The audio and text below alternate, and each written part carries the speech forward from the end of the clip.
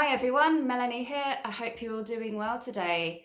I want to talk about emotional healing. This is actually really sitting with our feelings and expressing them, being with them, being present to them as part of the healing process, as part of personal development. In the counselling community, we often say people want counselling to feel better and end up becoming better at feeling. We're talking about coming back into our feelings again, emotional regulation. This can actually be quite a painful part of the healing process. What I trained in psychosynthesis is a holistic model, and it sees healing as a holistic approach, which should include the level of the physical, that is somatic, the body, the level of feelings, the emotional, and the level of the mind, the mental. All three need to be simultaneously addressed if we want real long-lasting change, if we want actual legitimate personal development that lasts, that is real. We need to address all three. So many of us are split and cut off from our bodies. If we're not feeling well, rather than listening to what the symptoms are telling us, it's telling us that we need to adjust something, something's not right. Symptoms are there to tell us that something isn't right. They exist physically in our bodies, and they also exist in our feelings as well. When certain feelings keep cropping up that you might deem bad or negative or inappropriate, of course there's a time and place to experience this, but if something keeps burning inside of you and wants expressing and you're not giving it the space to do so, then either it comes out at inappropriate moments, for example, fits and bursts of rage at work meetings, snapping at people you wouldn't normally snap at, or we end up just denying our feelings, wanting to ignore them, pushing them down, and as such, whatever doesn't become expressed just stays bottled within, and this in turn can cause disease, and it can lead us into depression, into anxiety, into inertia. We need to have a place to actually legitimately feel our feelings. So often people come into counselling and they're shocked at how intense it can be. This is the thing with counselling, we go into the past to make sense of what happened. As such, we can use this to give us clarity and to help us make peace with what happened, to get a better understanding of why things happened and how this created the present state of being. How this created my ego defense mechanisms, for example. It brings up a lot, and especially if you come from an abusive background, your childhood was littered, sadly, with events in which you had to bottle up your feelings. Perhaps in your childhood, you were told that it was wrong to feel certain feelings. You were blamed, you were punished, you were shamed, you were told that you're not right for feeling justifiable anger, for feeling sad, for feeling happy, for just simply shining. If you have a history in which you were told that your feelings are not okay, you did not have permission to feel how you were feeling, this is going to have an impact on us when we get older.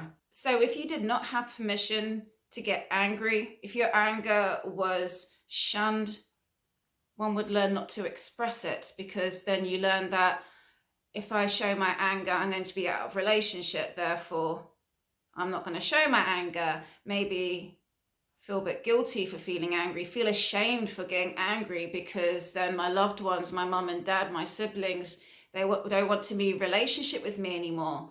If I get ignored when I get angry, then yeah, I'm going to learn that this is a very painful place if I get angry and I'm out of relationship, if I get abandoned, if I get shunned, if I get rejected for feeling angry, then this is going to carry on later on in life. We learn to bottle it in, to be really nice, to not show our anger. And especially in this current climate, if you're a guy and your anger is seen as toxic, it's another reason why we want to just keep it bottled in and just not show it. You're thinking it's a bad thing, bad, can't be expressing anger. But if you keep it bottled in, it's going to come out at some point, and it will come out at inappropriate times, or it will become inverted. And this leads to depression. And it's not just anger that can be shunned and shamed when you're a child. It's also the more positive emotions, quite simply you shining as a kid, you standing in your light, being cheerful, being bubbly, being happy, and for whatever reason, it was punished. Now, we need mirroring as kids. Okay, this is when our parents are mirroring back to us our emotions, our facial expressions, our body language. And as such, when we are in an elevated, happy state, and this is just not met, it's not mirrored back, it's not affirmed back, you're not affirmed back that you're a good kid, well done, you're amazing, and instead it's just met with indifference, it's ignored, it's not mirrored back to you. And maybe actually you were blamed for it. You were told, who do you think you're being? You're being a bad kid, stop doing that, that's wrong.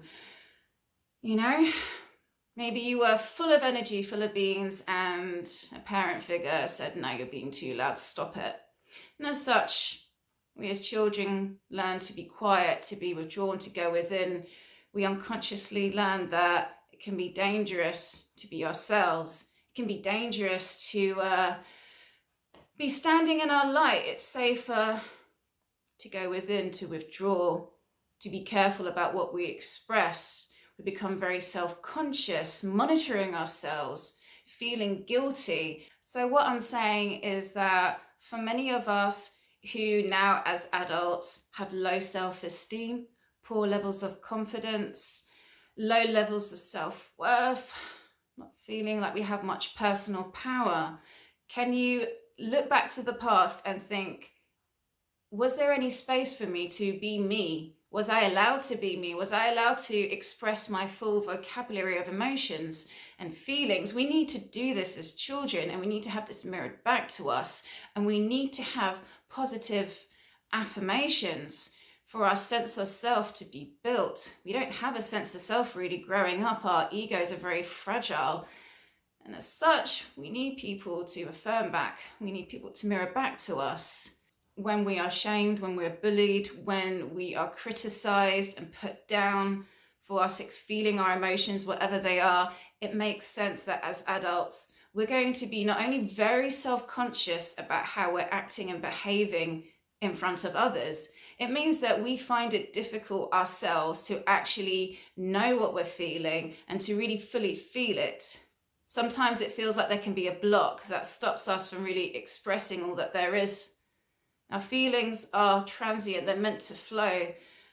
They're not a permanent state, and yet there is this fear that if I actually do open that can of worms and look into the past, that the grief, the sadness, the anxiety will swallow me up and it's too much. I don't want to go there. And that's understandable. It really is.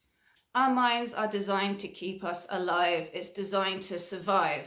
And as such, it's not going to risk threatening annihilation, ego shattering by taking on too much. I really do believe that our psyches only give to us as much as we can handle at any time. And that, yes, if we do open that can of worms, yes, it's going to be intense, but it does pass. And there is gold in doing this, because not only are we discovering more of ourselves, but we're becoming more whole again, really expressing our full vocabulary, our full range of feelings. This is what's going to make us whole again.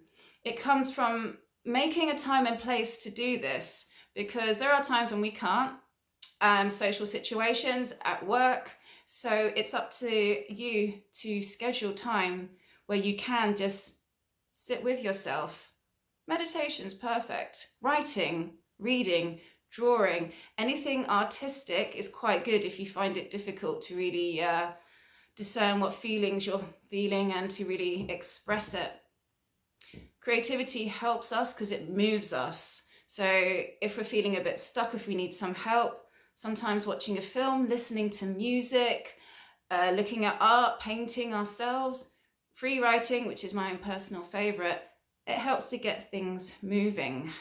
And trust that when things are moving, even though it may be quite painful, know that this too shall pass. Everything is transient, especially our feelings. They're meant to pass. There is no permanent state. We can choose to be in high states of being. We can choose to be happier. I believe it's a choice that comes a lot easier when we're feeling healthy and we're actively pursuing path of personal development. But essentially, there is no fixed feeling. So we have to choose to cultivate more positive feelings. And we also need to push ourselves when we're avoiding certain feelings, when we're avoiding it, when we're thinking, I don't want to go there in the past, it's too much. I'm scared it's going to swallow me. To gently push yourself just a little bit in a safe place. You can talk with someone, you can write it down, trust that it will be okay, and that you will find out more about yourself in doing this. So, as I said at the beginning of the video, holistic healing, which is including the physical, the emotional, and the mental, this is what helps us develop as a person to address all three levels simultaneously. Coming back into our bodies, healing ourselves through being present to our bodies, addressing any symptoms that are coming up by thinking, what is the cause? What do I need to do differently to make my body feel healthier again? What do I need to do for the level of feelings? What do I need to do with my mind? Now, it can be really difficult, so overwhelming, so terrifying to sit with feelings. If you have CPTSD, if you have BPD, you're just traumatized, it can be too much sometimes to regulate our emotions if we're having severe emotional dysregulation. Sometimes we can do with a little bit of help. One example is CBD, whether that's smoking the flowers or taking CBD oil, drinking hemp tea. The CBDs, what they do is to help us rebalance our endogenous cannabinoid system. Now, bear in mind that all mammals have their own endogenous cannabinoid system. We produce our own CBDs. And this cycle within us, this system, helps us in our overall well-being and feeling good. So it makes sense that if we're naturally depleted in our own endogenous levels of CBD, then having external substances to rebalance that actually might help. There actually is, you can go on YouTube, there's people who are treating heroin addiction by taking CBD oil now. Treating anxiety, really, really good for emotional regulation. CBD is so good for it, but bear in mind that any sort of mood stabilizers, be them natural or synthetic, bear in mind that there's going to be times when you won't have this tool and it's going to be even harder to reach into that toolbox and use another tool to help regulate our moods. Another bit of advice I have, if it's too much for you to do this, if you are sitting with your feelings, you're thinking about the past and it just gets way too intense, go outside and give it to the ground. Go out, run, release it.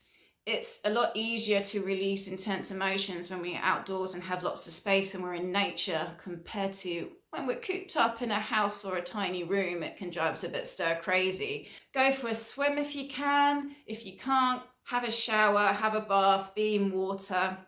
These actually help, especially flowing water.